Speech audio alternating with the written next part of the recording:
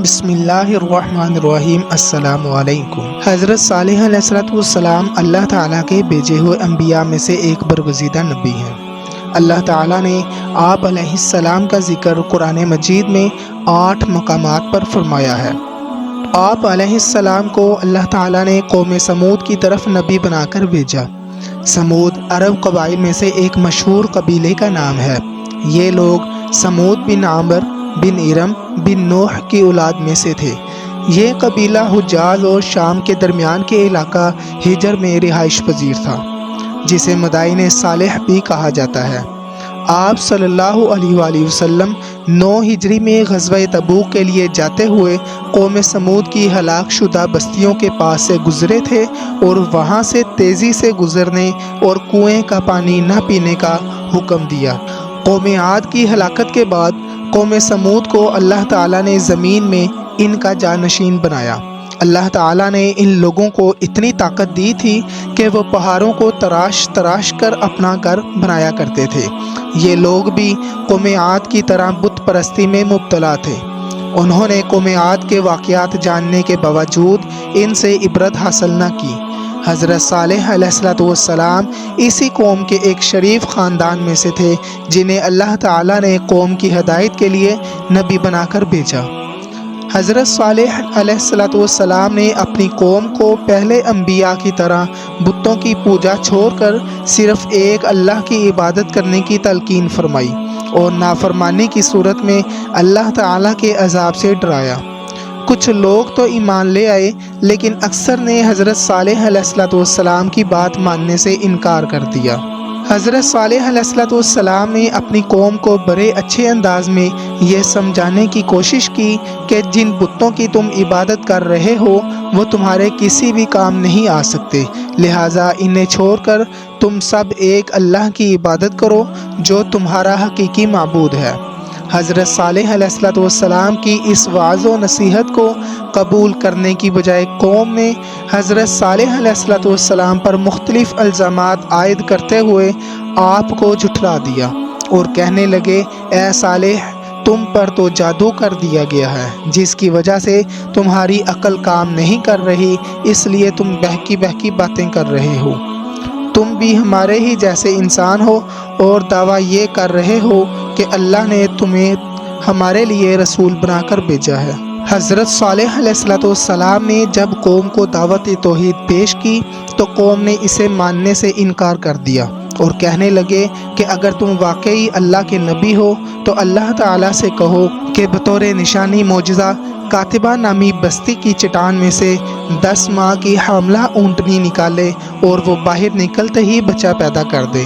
آپ علیہ السلام نے قوم سے پختہ ایمان لانے کا عہد و پیمان لینے کے بعد کھڑے ہو کر نماز پڑھ کر اللہ تعالیٰ سے دعا مانگی کہ وہ ان لوگوں کے مطالبے کو پورا فرمائے۔ چنانچہ اللہ تعالیٰ نے حضرت صالح علیہ السلام کی دعا قبول فرما لی۔ پہاڑ کی ایک چٹان پھٹی اور اس میں سے ایک بہت بڑی حاملہ اونٹنی نکل آئی، جس نے باہر نکل کر قوم کے سامنے بچے کو پیدا کیا۔ جب قوم سمود نے اپنی آنکھوں سے معجزہ ظاہر ہوتے ہوئے دیکھ لیا تو انہیں اپنی عظمت کا احساس ہوا اور وہ مرعوب ہو گئے، کیونکہ اونٹنی کا پہاڑ سے نکلنا اللہ تعالیٰ کی قدرت کی ایک واضح نشانی اور آپ علیہ السلام کی نبوت کا ایک ناقابل تردید ثبوت تھا۔ اس معجزے کو دیکھ کر آپ کی قوم میں سے کچھ لوگ ایمان لے آئے، لیکن اکثر کفر و شرک اور ہٹ درمی پر اڑے رہے۔ حضرت صالح علیہ السلام نے اپنی قوم سے فرمایا کہ اللہ تعالیٰ نے تمہارے مطالبے پر بطور معجزہ اونٹنی بھیج دی ہے، لہٰذا تم اسے مت چھیڑنا، یہ اللہ کی زمین میں سے جہاں سے چاہے کھائے اور پیے گی، کوئی بھی آدمی اسے تکلیف نہ پہنچائے، ورنہ تم پر بہت جلد اللہ تعالیٰ کا عذاب آ جائے گا۔ وہ اونٹنی ان میں موجود رہی، وہ جہاں چاہتی چرتی، جب کنویں پر پانی پینے کے لیے آتی تو سارا پانی پی لیتی، جس پر لوگوں کو اعتراض ہوا۔ آپ علیہ السلام نے فرمایا، ایک دن پانی پینے کی باری تم اپنے لیے مقرر کر لو اور ایک دن اس اونٹنی کے لیے مقرر کر دو۔ کچھ عرصہ تک یہی معاملہ چلتا رہا، لیکن یہ بھی بات قوم کو زیادہ دیر تک برداشت نہ آئی۔ حضرت صالح علیہ السلام کو بطور معجزہ ملنے والی اونٹنی کی خاصیت یہ تھی کہ جیسے ہی وہ پانی پیتی فوراً اس کے تھان میں دودھ آ جاتا اور اتنا زیادہ دودھ ہوتا کہ اس کا دودھ نکالنے سے لوگوں کے برتن دودھ سے بھر جاتے۔ قوم کے جانور اس اونٹنی سے ڈرتے تھے، اس لیے اونٹنی قوم کے جانوروں سے الگ ہی رہتی تھی۔ حضرت صالح علیہ السلام نے اونٹنی کے بارے میں اپنی قوم کو سمجھا دیا تھا کہ اسے کوئی بھی تکلیف نہ پہنچائے، ورنہ اللہ تعالیٰ کی طرف سے تمہیں عذاب گھیر لے گا۔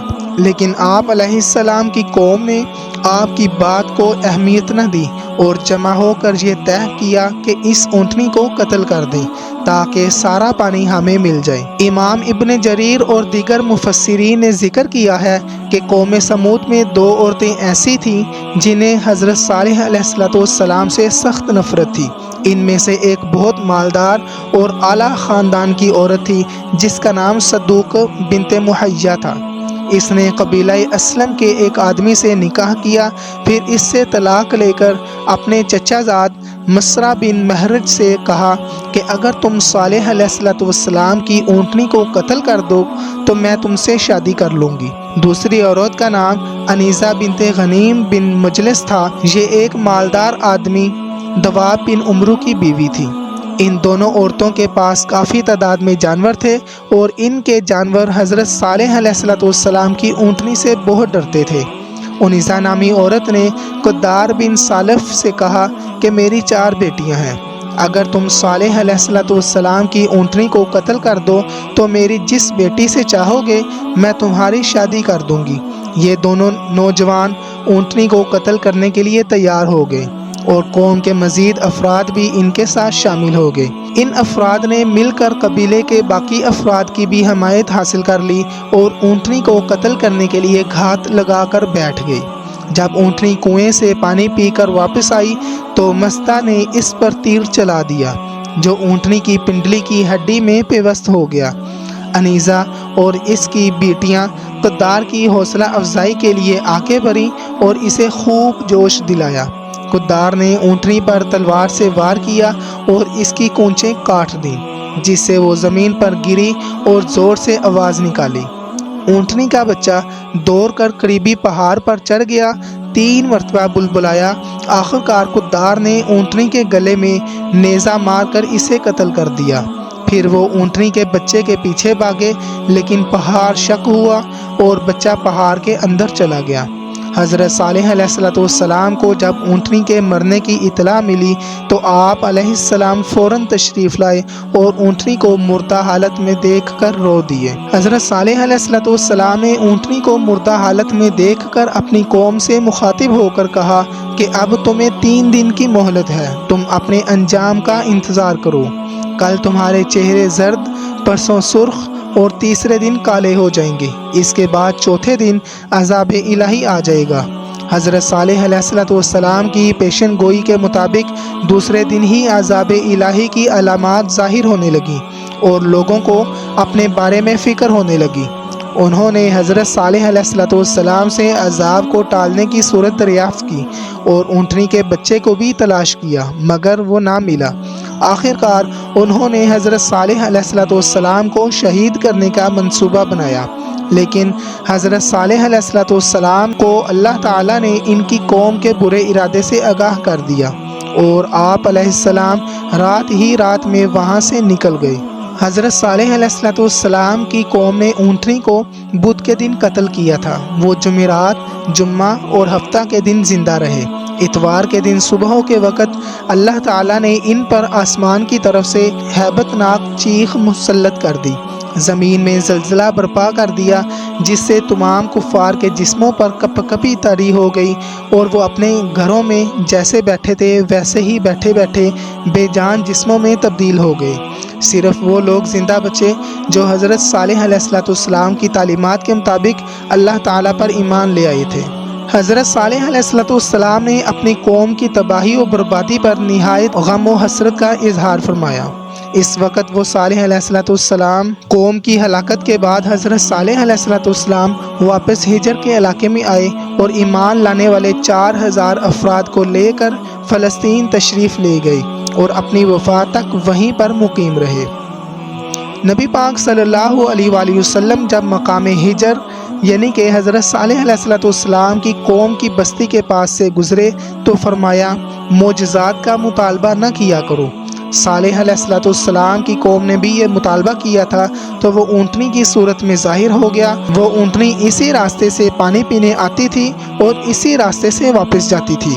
انہوں نے اپنے رب کا حکم نہ مانتے ہوئے سرکشی کی اور اس کی کونچیں کاٹ دی۔ آپ صلی اللہ علیہ وآلہ وسلم جب ہجر بستی کے پاس سے گزرے تو فرمایا عذاب یافتہ بستیوں میں نہ جاؤ، اگر انتہائی مجبوری کے تحت جانا بھی پڑے تو روتے ہوئے اللہ سے ڈرتے ہوئے جاؤ، کہیں تم پر بھی ویسا عذاب نہ آ جائے جو ان پر آیا تھا۔ اس کے بعد آپ صلی اللہ علیہ وآلہ وسلم نے اپنی چادر سے اپنے منہ کو ڈھانک لیا۔ تو دوستو یہ تھا حضرت صالح علیہ السلام اور ان کی اونٹنی کا واقعہ۔ اگر آپ کو میرا یہ واقعہ بیان کرنا پسند آیا ہو تو میری ویڈیو کو لائک لازمی کر دیں اور میرے چینل کو سبسکرائب کر دیں تاکہ ہر آنے والی نئی ویڈیو سے آپ باخبر رہ سکیں۔ اسی کے ساتھ ہی مجھے اجازت دیں۔ اللہ حافظ۔